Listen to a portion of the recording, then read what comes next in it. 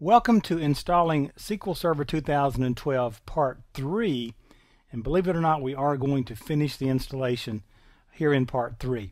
Now in Part 2 we got to the Ready to Install screen, and it gave us a recap of everything that's happening here. There's all kind of stuff, instance names, instant IDs, all kinds of stuff that's been already installed that met the prerequisites, things that will be installed. And so now we're ready to just simply click on Install. You'll see a little button down here that says Install, and when you click on that, you will go to this screen right here. And now you will see installation progress. Now this screen's going to run, and these letters and these little messages right here will change sometimes so fast you can't read them.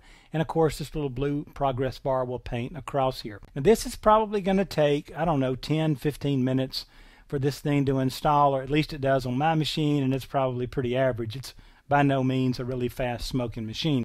However, let me warn you about something.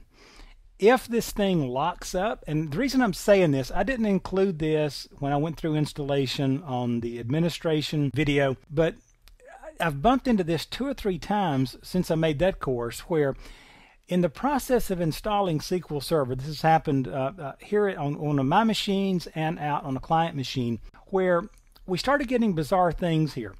Where suddenly it says it can't read the media, it can't read certain files, or the thing just hangs up and won't go any farther. The fix on that, if you see it, and again I've run into it more with SQL Server than with anything else, stop the installation. It'll automatically roll back and undo it. If you hit cancel right here, it'll take it a while, but it will eventually roll it back and undo it.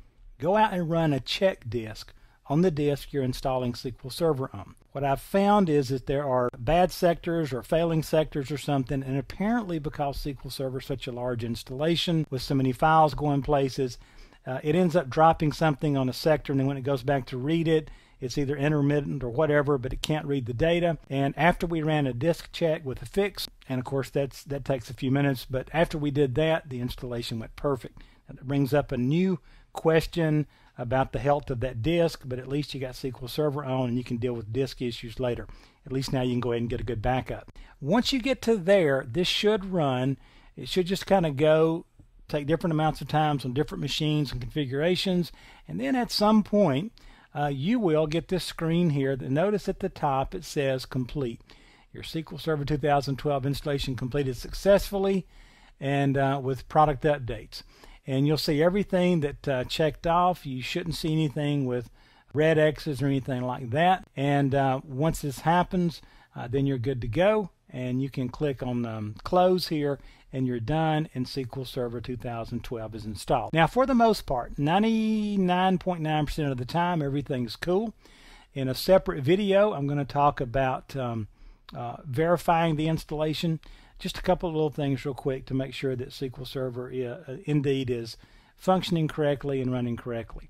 It's also not a bad idea once you get the installation completed to restart the machine just to get everything settled and to make sure everything is finished up and tidied up and tucked in and all that stuff. Okay.